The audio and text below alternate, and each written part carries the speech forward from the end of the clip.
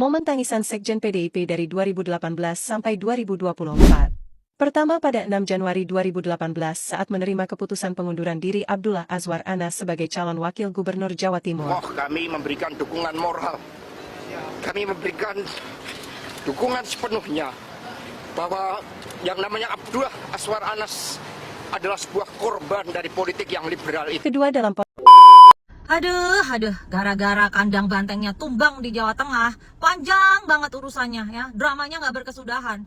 Kalau di tempat yang menang aja, bangga menang, semua normal-normal aja. Tapi di Jawa Tengah karena kalah, semua mua disalahin ya. Kalian tahu siapa orang yang paling bertanggung jawab dengan tenggelamnya PDIP di pilkada? Penasaran? Kalau yang jeli udah pasti udah tahu siapa nama-nama orang ini. Tak lain dan tak bukan adalah Deddy Sitorus dan Hasto Kristianto.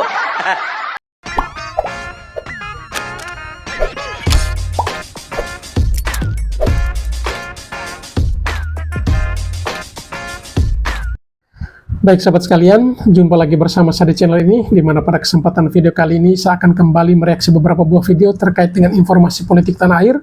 Dan untuk kali ini datang dari Sekjen Partai PD Perjuangan, Hasto Kristianto.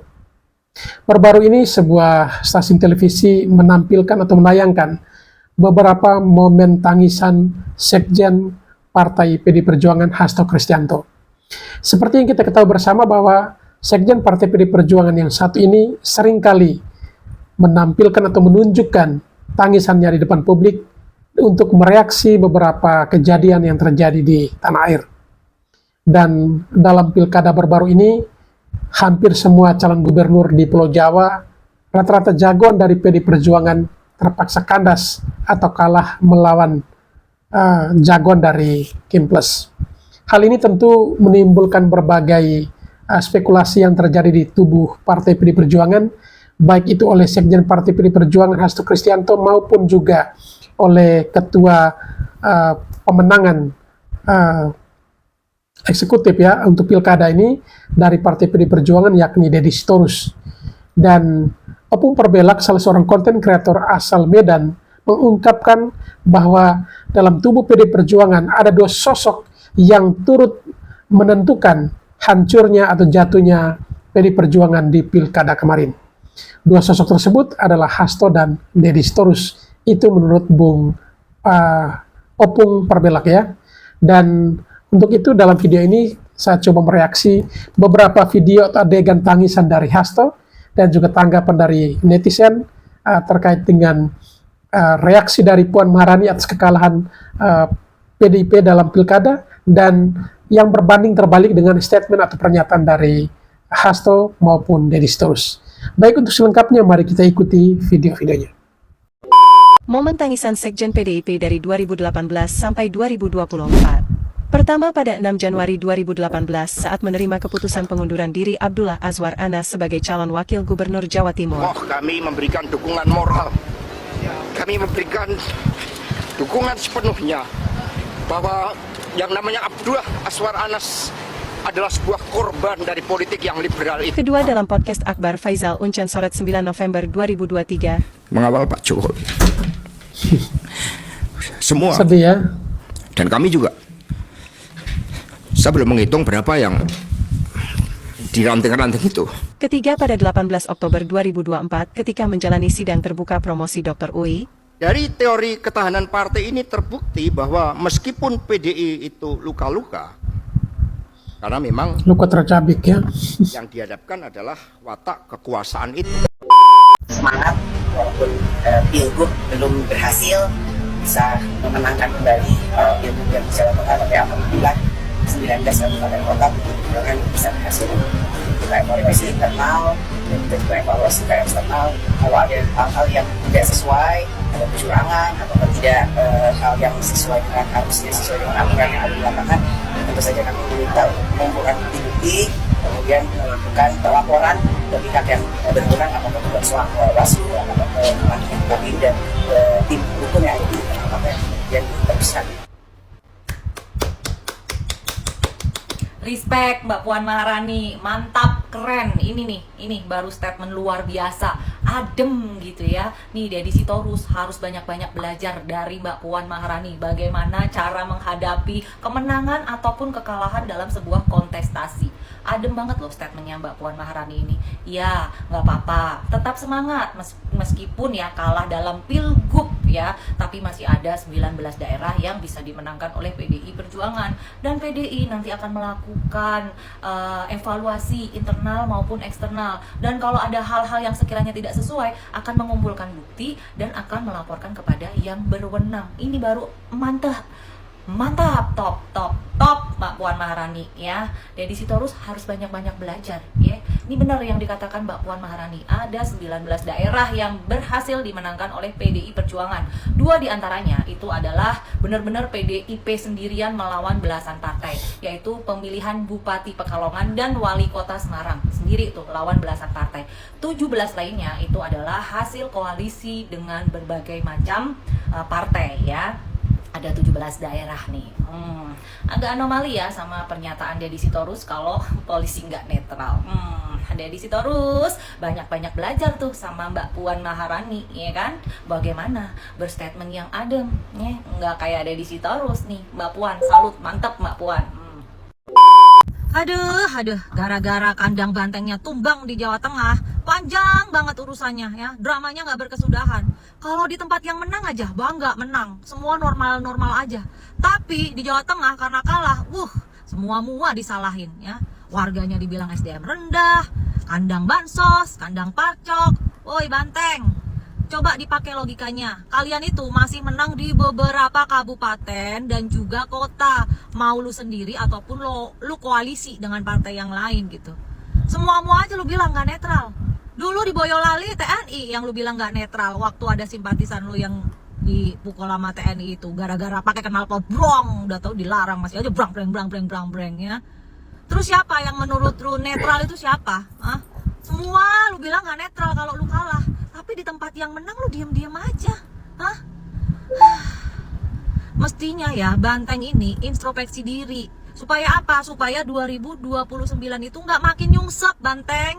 Ya. Ini jangan sampai nih ya, jangan sampai bilang kalau Tuhan itu nggak netral gara-gara langitnya biru nggak merah. Nih, jangan sampai nih, ya. Udahlah Banteng, introspeksi diri, ya. Salam. Gas LPG 3 kg nih, 3 kg. Bansos itu, ya, bansos.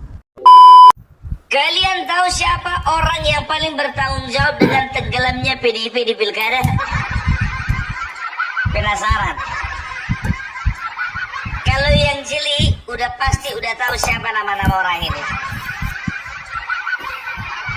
Tak lain dan tak bukan adalah Deddy Sitorus dan Hasto Kristianto.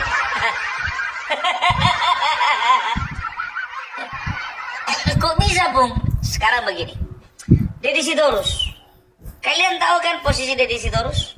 Bagi yang nggak tahu, Deddy Sitorus itu adalah ketua DPP bidang pemenangan pemilu eksekutif. Jadi kalau bicara tentang pilkada itu bicara tentang eksekutif. Itu dia ya. Jadi bisa dikatakan ya, mulai dari tingkat kabupaten, kota sampai gubernur itu tanggung jawabnya si Deddy Sitorus.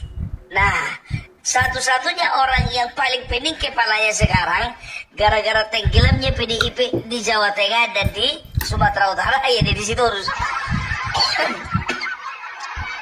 Serius Pak. Makanya saking emosinya dia katakan kalau Jawa Tengah itu adalah kandang bansos.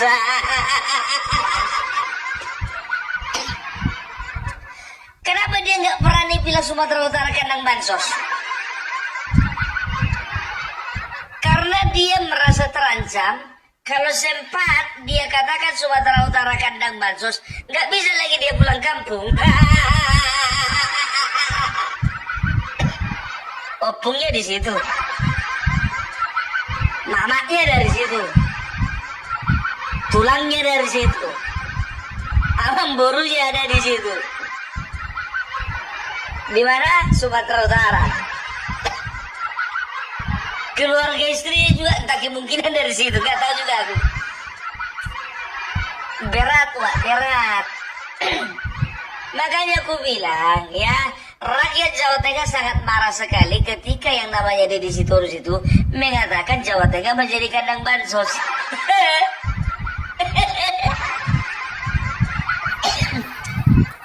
Aku padahal bukannya bilang apa, berharap kali aku Sumatera Utara dia bilang juga kandang bansos. Karena aku pengen tahu juga ya bagaimana reaksinya Sumatera Utara.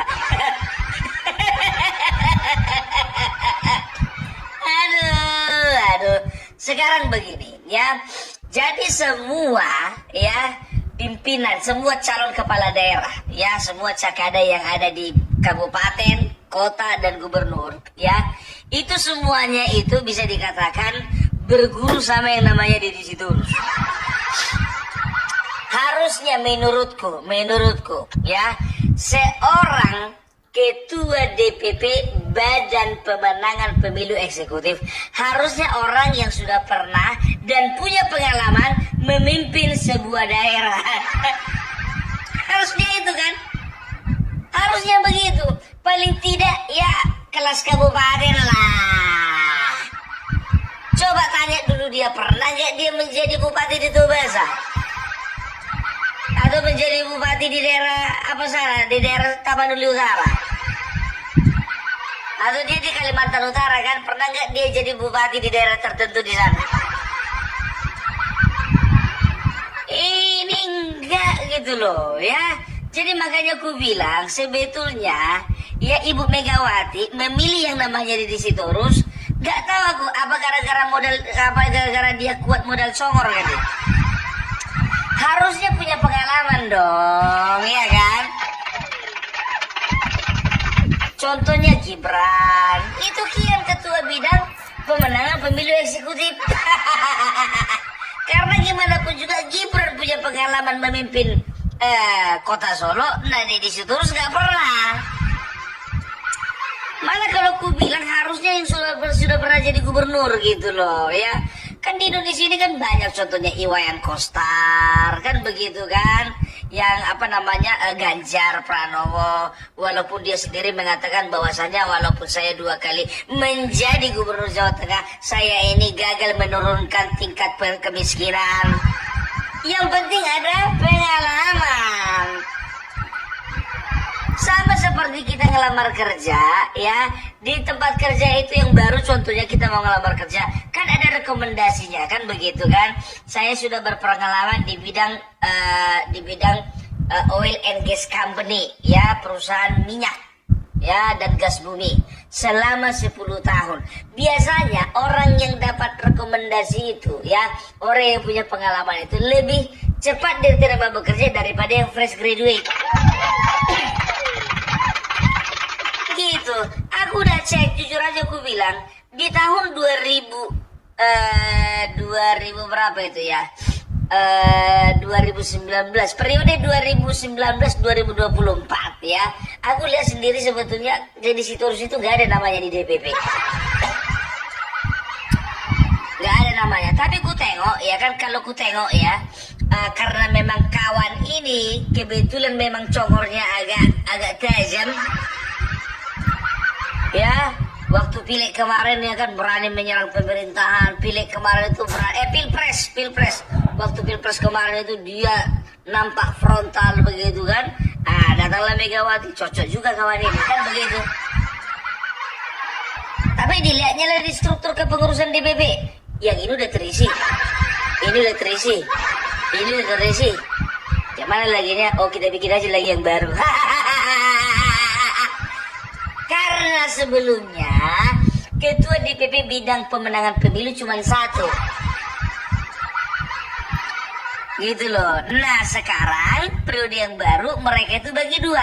Yang satu bidang pemenangan pemilu legislatif, itu ketuanya itu Bambang Pacul.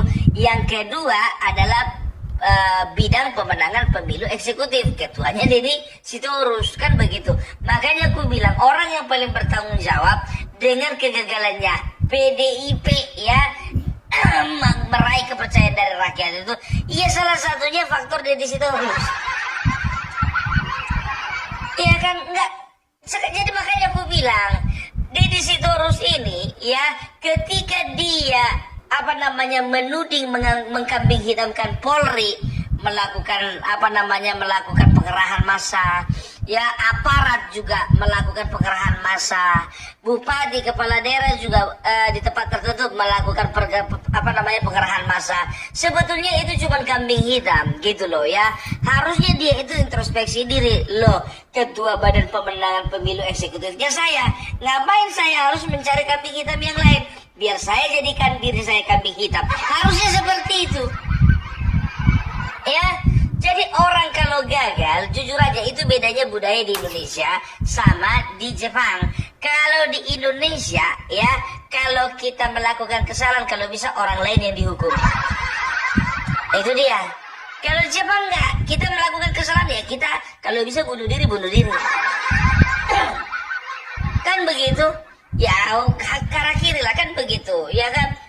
Ampun Baginda, ampun Ratu, saya sudah gagal melaksanakan pemilu eksekutif. Jadi oleh karena itu saya akan terima risiko.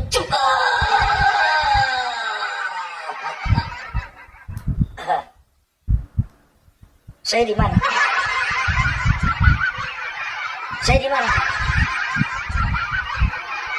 Itu pisaumu itu pisau apa itu? Itu kok bisa itu karetnya pisaumu itu? Kau bilang kau bertanggung jawab, kau rupanya tetap juga kau takut mati. Jadi itulah budayanya, ya kan? Tapi kurasa nggak budaya semua orang Indonesia lah. Itu budaya pengicutnya kayak gitu. Seorang pengecut kan begitu. Kalau dia melakukan kesalahan, kalau bisa kesalahannya itu ditimpakan kepada orang lain. Dituduh parcok, dituduhlah rakyat. Yang pertama itu yang dikambing hitamkan parcok, ya pihak kepolisian. Dan tahu enggak kalian, khusus Jawa Tengah, yang dipersalahkan itu yang jadi kambing hitam itu tahu kalian siapa? Tak lain dan tak bukan, itu rakyat Jawa Tengah sendiri. Dengan dia mengatakan Jawa Tengah menjadi kandang bansos, itu artinya dia sedang mengkambing hitamkan bahwasannya rakyat di Jawa Tengah betul-betul menjadi masyarakat yang bisa dibeli. Jahat gak? Jahat. Kalau ku bilang gitu, ini kan kurang ajar kalau ku bilang, ya kan? Nggak bisa menjaga perasaan orang gitu ya. Jadi makanya semua itu semua calon kepala daerah yang ada di Indonesia ini berguru kepada orang yang salah ini sekarang. Dipimpin oleh orang yang salah. Masa pula ketua Badan Pemenangan Pemilu Eksekutif orang yang nggak pernah memimpin suatu daerah. Pastikan dulu dia itu pernah nggak jadi ketua RT. Jangan cuma gara-gara modal cokor bisa jadi ketua Badan Pemenangan Pemilu. Pantasan kalah. Itu dia. Tapi kalau Bambang Pacul, jujur aja lu ku bilang, ya kan? Beliau itu sudah beberapa kali, udah 3 kali lebih menjadi anggota DPR RI. Cocok dia menjadi ketua Badan Pemenangan Pemilu Legislatif. Nah, Deddy Sitorus ini kenapa begitu? Dan tahu enggak kalian, jujur aja aku bilang, khusus Jawa Tengah, banyak pihak bahkan dalam lingkaran mereka sendiri itu mempersalahkan yang namanya Bambang Pacul. Dikatakan dia main 2 kaki, dikatakan juga dia tidak totalitas, dikatakan juga dia ragu-ragu dengan kekuatan PDIP sendiri. Sekarang begini, Bambang Pacul itu memang betul komandannya di sana. Tapi maaf, oleh karena intervensi dari pusat lah, makanya suara PDIP itu diobok-obok di Jawa Tengah. Loh kok bisa Bung? Nah, kita masuk kepada orang yang kedua yang bertanggung jawab terhadap tenggelamnya PDIP di tahun 2024. Siapa itu? Hasto Kristianto. Loh, kok bisa Bung Hasto? Hasto kan dia kan bukan ketua Badan Pemenangan Pemilu, tapi dia sekjen. Justru namanya sekjen itu di atas ketua Badan Pemenangan Pemilu. Aku udah kukatakan kemarin Pilpres, ya waktu Pilpres kemarin PDIP kalah karena apa? Ini orang dilepas. Entah kenapa bisa bisa lepas. Akhirnya dia melakukan sebuah blunder-blunder, mengeluarkan pernyataan-pernyataan yang nggak ada guna, nggak mutu, ya, yang terkesan malah menyakiti hati rakyat, yang terkesan malah menebar hoax.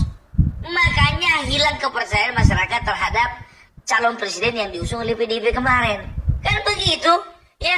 Begitu juga dalam pilkada ini. Perhatikan saja, beberapa kali yang namanya Hasto Kristianto, itu terlalu ikut campur di dalam sebuah pertandingan gitu. Yang pertama itu wajar, karena apa? Di dalam sebuah organisasi, apalagi dalam menentukan calon-calon kepala daerah, itu biasanya ketua DPD merekomendasikan pertama sekali kepada sekjen. Nah, sekjen lah yang akan mendiskusikannya kepada ketua umum. Dan biasanya ya, yang didengarkan ketua umum adalah rekomendasi dari sekjen. Makanya biasanya kalau mau main kong kali kong, itu DPD dengan sekjen bisa. Karena apa? Contoh ya. Contoh misalnya ada di satu provinsi, ada satu calon potensial dari kader mereka, ya, ada calon potensial. Tapi oleh karena calon potensial ini punya masalah dengan ketua DPD, maka ketua DPD tidak akan mencalonkan si calon potensial ini. Dia akan mencari orang yang bisa dikatakan yang menyenangkan hatinya lah, ya, yang cocok sama dia lah, yang tidak bertentangan sama dia, walaupun tidak potensial, kan begitu. Nah, itulah yang terjadi. Dia merekomendasikan kepada sekjen. Nah, walaupun calon potensial tadi juga masuk di dalam pengurusan di pusat, walaupun dia bukan ketua DPP, ya, tapi mungkin dia itu entah ketua tim relawan, entah dia itu ketua dalam organisasi sayap, kan begitu. Tapi karena tidak mendapat rekomendasi antara ketua DPD dan juga sekjen, maka batal itu. Batal, makanya aku bilang. Jadi itulah yang terjadi, ya, itulah yang terjadi. Ini ku ambil saja, ini menurutku ya. Ini menurut Opung Parbelak, ya. Masalah benar atau tidaknya nggak tahu. Sama seperti Nixon Nababan. Bisa dikatakan satu-satunya kader partai yang potensial di Sumatera Utara yang diusungkan kemarin itu Nixon Nababan, ya. Tapi mungkin ya, karena Nixon Nababan ini tidak mendapat perhatian dari ketua DPD, ya, ketua DPD melihat bahwasannya Nixon Nababan kurang mampu membawa suara PDIP di Sumatera Utara, ya, maka dia akan memframing bahwasannya Nixon Nababan ini nggak bisa apalah, tidak bisa membawa suara PDIP signifikan, kan begitu, ya, tidak bisa menghasilkan suara. Nah, dicarilah calon lain yang bisa dikatakan ya elektabilitasnya lumayan lah walaupun bukan kader. Dapatlah Edi Rahmayadi. Kita nggak tahu apa kesepakatan antara Edi Rahmayadi dengan yang namanya ketua DPD, ya. Aku nggak tahu entah siapa ketua DPD-nya, ya kan. Perlu nggak aku sepil namanya, ya? Nggak usah.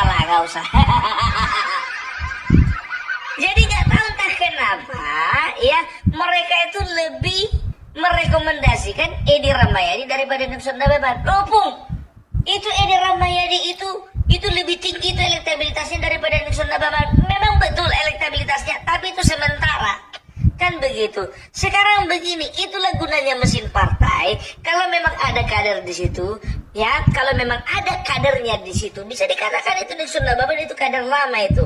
Loh, kan mereka kan punya mesin partai, mereka punya kepengurusan. Harusnya mereka kerja keras bagaimana menaikkan elektabilitasnya Nixon Nababan. Gitu loh. Ini enggak, mereka malah mengadopsi calon dari lain. Edi Rahmayadi yang bukan kader, ya kan, ujuk-ujuk, ya, waktu kemarin itu tiba-tiba datang Yasona Lauli, ya kan, datang juga Jarod kemarin itu, dipakaikanlah rompi dan juga diberikanlah surat tugas kepada Edi Rahmayadi. Jadilah kader itu parah, kan begitu. Padahal bukannya bilang apa, yang tahu siapa harus dipilih itu masyarakat, kan begitu, ya. ketua DPD itu harusnya bisa peka, dilihat siapa maunya masyarakat begitu. Oh ini Ramayadi memang betul, tapi dia kader bukan. Jadi makanya di sini kalau kukatakan partai ini sekarang ini sudah bergeser menjadi partai yang agak pragmatis. Ku bilanglah agak pragmatis. Karena apa? Bagi mereka kemenangan nomor 1, gitu. Perasaan kader nomor 2. Gitu loh. Dan ternyata terbukti kan. Coba Sumatera Utara berapa rupanya di Ramayadi suaranya? 38. Tetap juga dipertahankan itu, tetap juga kalah. Kita nggak tahu kemarin kalau contohnya bertarung Nixon Nababan, misalnya Nixon Nababan bertarung sama Bobi Nasution, dia kan begitu kan, antara asli kader dengan mantan kader. Bertandinglah situ contohnya sama-sama punya marga. Hah? Bisa-bisa itu beda tipis itu. Iya kan, katakanlah Bobi Nasution 51, ya kan, 49 Nixon Nababan. Nah untuk kedepannya udah bisa dilihat, ini Nixon Nababan berarti ini adalah salah satu calon tangguh ini. Walaupun kalah dipersiapkan di tahun 2029, kan begitu. Sementara di Ramayadi, emang dia ketua DPD, emang dia ketua DPC enggak? Nixon Nababan ketua DPC. Ya, itu dia. Jadi makanya aku bilang ya, seperti yang namanya siapa ini, si Hasto ini, begitu juga kemarin untuk Pilkada Jawa Tengah ya. Karena calon dari lawan itu berasal daripada kepolisian, mulailah dibangun narasi bahwasanya kepolisian sudah mulai cawe-cawe. Kepolisian itu sudah mulai main di belakang layar. Kepolisian itu ternyata sudah tidak netral. Kan begitu. Dan disampaikanlah itu di podcastnya Akbar Faisal. Jangan macam-macam loh. Kalau orang sudah berbicara di podcast, itu biasanya menjadi pusat perhatian. Sama kayak Opung Perbela. Tahu enggak kalian, jujur aja aku bilang. Ya kan? Gara-gara di videoku beberapa waktu yang kemarin itu. Karena aku bilang begini. Kalau misalnya aku mencalonkan jadi bupati, kira-kira aku cocoknya di mana? Aku bilang. Ya kan? Itu kan bercanda. Dan aku cocoknya mencalonkan dari partai apa? Aku bilang begitu kan. Dah, kawan-kawan yang lain bilang, Opung dari PSI saja, oke tampung. Opung dari Gerindra saja, oke tampung. Opung dari partai PDIP saja, tampung juga. Iya kan? Tiba masuk dari kabupaten mana? Tahu kalian? Bukan dibilang, bukan ada salah satu biar tahu kalian, subscribernya Opung Parbela. Bukannya bilang contohnya Kabupaten Tobasa pun, Kabupaten Tangerang pun, Kabupaten Bogor contohnya begitu. Ini enggak, dieditnya foto bupati, mukanya muka Opung Parbela. Ya kan? Setelah itu ada pula namanya di sini Opung Parbela. Ya, tapi bentuk mukanya itu yang enggak proporsional. Tapi gimana pun juga, oke lah. Aku sangat apresiasi lah sama kawanku yang satu ini. Itu dia. Jadi ini artinya apa? Ini artinya yang namanya Hasto Kristianto. Tolong dulu ya. Kalau sekarang begini ya. Kalau misalnya calon dari lawan itu kepolisian, jangan kalian serang institusi kepolisian. Jadi contohnya misalnya calon misalnya dari kubu sebelah itu katakanlah dulu anak seorang ulama, anak seorang kiai contohnya. Jadi yang kalian serang itu kiai, kalian serang itu ulama seluruh Indonesia. Contohnya misalnya nih ya, yang apa namanya, calon dari lawan itu adalah seorang dokter. Jadi mau kalian serang itu Ikatan Dokter Indonesia. Nggak boleh begitu ya. Kemarin itu kan bisa dikatakan ya, ini kan betul-betul pernyataan blunder gitu loh. Apalagi dia konek sama yang namanya Koni. Coba Koni sekarang itu dipanggil ke polisi, dia udah lari dia ke Rusia. Orang gak bertanggung jawab, maunya datang dulu kau ke sini. Enggak, udah nyebar hoax, lari dia. Makanya nggak heran mereka berdua ini dikatakan sebagai produsen hoax yang paling jitu di Indonesia. Selalunya itu ada petugas, ada oknum berkata kepada saya, ada anggota berkata kepada saya, kasih tahu namanya, dari kesatuan mana, pangkatnya apa gitu loh, dan apa yang melatar belakangnya dia berbuat seperti itu gitu.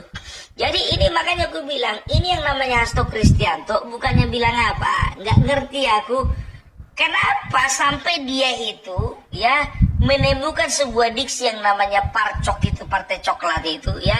Ini kan seolah-olah sedang mendowngrade kepolisian gitu loh ya, sedang mendowngrade kepolisian, bahwasanya kepolisian itu memang cawe-cawe di dalam pemilu gitu. Harusnya ini orang diperiksa. Ini orang kenapa melakukan sebuah tindakan yang tercela? Kalau aku bilang ini tindakan tercela, karena secara eksplisit dia sudah mempersalahkan kepolisian.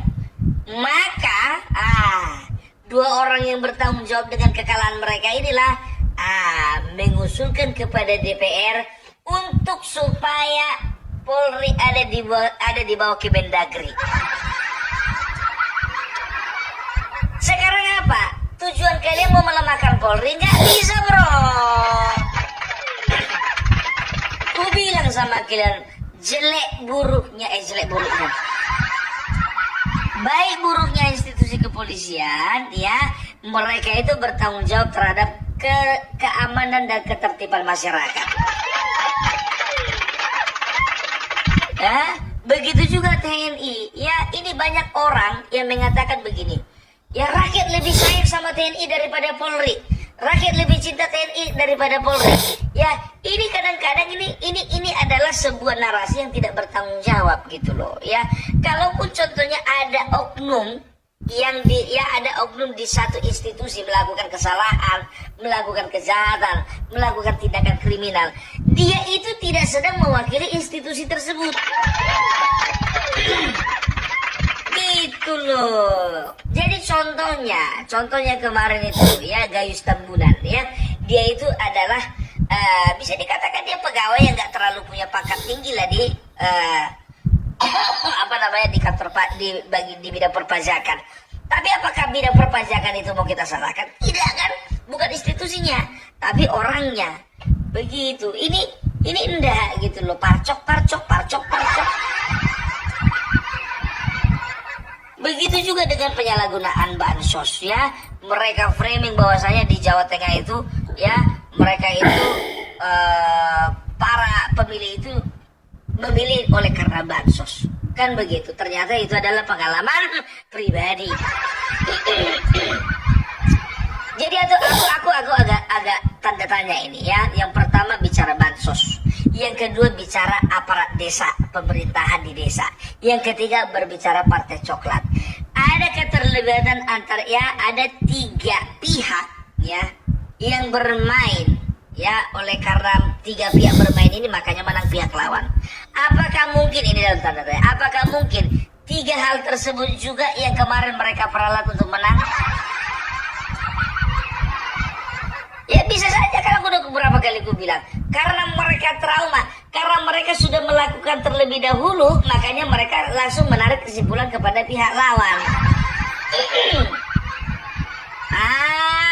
Itu gara-gara bansos gitu. Kok tahu ya? Kita kan dulu kita bikin kayak gitu. Karena adanya pengerahan pengerahan di aparat-aparat ya, pengerahan massa di aparat desa dan juga kabupaten ya, untuk memilih pasangan calon tertentu, kan begitu. Lo kok tahu ya, kami juga melakukan itu. Karena adanya mobilisasi kepolisian, kok kalian tahu ya, kami yang melakukan itu dulu. Jadi jangan kalian itu termakan sama omongannya orang ini ya. Jadi bisa dikatakan udahlah ya, orang yang bertanggung jawab itu Deddy Sitorus dan Hasto. Hasto itu kenapa bertanggung jawab? Dia mungkin yang pertama dia memilih calon-calon yang bisa dikatakan tidak potensial tapi dipaksakan untuk potensial. Itu yang pertama ya. Baru yang kedua ya, dia nggak bisa menjaga lisannya, nggak bisa menjaga statementnya ya. Padahal di waktu Pilpres kemarin mereka itu sudah punya pengalaman bahwasanya ketika mereka terlalu banyak koar, maka suara mereka anjlok ya. Hanya orang bodoh lah yang mau jatuh ke lubang yang sama. Itu dia. Kok kau bodoh pun, kau udah jadi apa kata? Dan yang lucu biar tahu kalian ya, seperti di Tapanuli Tengah ya kan, ada yang komentar, kau tengok itu si Mas itu Pasaribu, udah jadi bupati. Orang yang kau ejek-ejek, yang kau hina-hina, udah jadi bupati, udah menang dia. Kau jadi apa? Sekarang begini bro, ya nggak ada yang perlu dibanggakan ketika orang di DPR RI itu turun meluncur, turun ke kabupaten. Bangga pula itu. Oke lah kalau kalian misalnya untuk membawa perubahan gak apa-apa lah, ya kan gitu. Aku kan berbicara tentang, ya berbicara dengan kedudukan politik dia. Tadinya di pusat itu turun ke kabupaten. Dan tahu nggak kalian, sebentar lagi dia jadi bawahannya si Bobi Nasution. Sadar gak sadar? Jangan terlalu bangga lah. Ya bangga lah bung, dia menang. Dia betul bangga menang. Tapi ujung-ujungnya siapa? Bawahan siapa dia? Bobi kan? Udahlah ya. Sekarang kalau misalnya kalian senang, ya udah terima kemenangan kalian. Aku juga senang ya kalau kalian senang. Ya kan begitu kan? Kalau aku tidak peduli. Yang penting gubernur menang. Kalian bupati menang, tetapnya itu di bawah gubernur. Itu dia. Dan sekarang ini biar tahu kalian, jujur aja aku bilang, aku kasihan melihat Bambang Pacul. Karena apa? Bambang Pacul nggak tahu tak kenapa, angin apa yang bisa membuat seorang Denny Siregar ya itu mempersalahkan Bambang Pacul dan mengatakan Bambang Pacul harus mundur. Ya harus mundur, biar ku bilang sama kau Denny ya. Ya harus mundur itu harusnya Hasto dan juga Deddy Sitorus. Gitu. Kalau Bambang Pacul sebetulnya dia itu sudah mau melakukan strategi yang bisa dikatakan hampir ampuh. Karena apa? Yang pertama, ya dia tidak pernah melakukan strategi menyerang.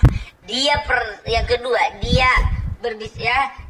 berusaha untuk menjangkau masyarakat dengan pola yang berbeda dengan yang dipakai PDIP secara global gitu loh. Sama Pramono Anung. Coba perhatikan aja, Pramono Anung kemana-mana dia belusukan sana, belusukan sana. Selain belusukan, dia nggak pernah mengeluarkan statement yang menyerang pemerintahan, yang menyerang Jokowi, yang juga dia tidak pernah memberikan statement yang menimbulkan kecurigaan terhadap satu institusi. Nggak pernah. Seperti itu Pramono Anung, seperti itu juga lah pola yang dimiliki Bambang Pacul. Gitu loh ya. Jadi dia tahu kalau aku pakai cara lama, ya Andika Perkasa bakalan kalah. Tapi kalau misalnya aku pakai cara yang baru, kemungkinan besar Andika menang. Nah masalahnya Hasto dilepas lagi.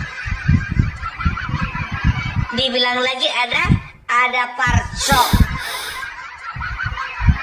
Karena di Jawa Tengah dari Parcok lawannya, ya dia timbulkanlah narasi bahwa Parcok ikut cawe-cawe. Mulai mendidihlah hati masyarakat biar tahu kalian. Jujur aja, yang tadinya nggak mau milih jadi milih. Kan begitu. Apalagi Bapak Jokowi turun gunung.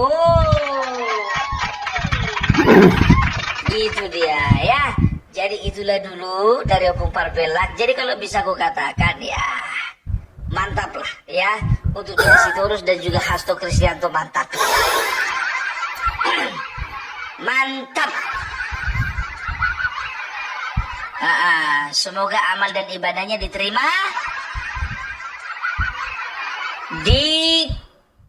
nggak usah aku berpanjang lah. Ya kayaknya masih panjang umur orang ini. Ya, jadi itu dulu dari Opung Parpelak. Salam NKRI harga mati. Baik sahabat sekalian, demikianlah beberapa buah video yang coba saya reaksi pada kesempatan kali ini terkait dengan Hasto Kristianto ya. Seperti yang kita ketahui bersama bahwa Hasto seringkali melakukan blunder-blunder yang merugikan Partai PDI Perjuangan sesungguhnya. Hal ini yang menyebabkan banyak pihak yang mengatakan atau memberikan masukan kepada Ketum Partai PD Perjuangan agar segera mengganti Sekjen Partai PD Perjuangan. Baik sahabat sekalian, setelah menyaksikan video-video tadi, barangkali ada yang mau dikomentari, silakan tulis di kolom komentar. Sekian dan terima kasih dan sampai berjumpa kembali di video selanjutnya.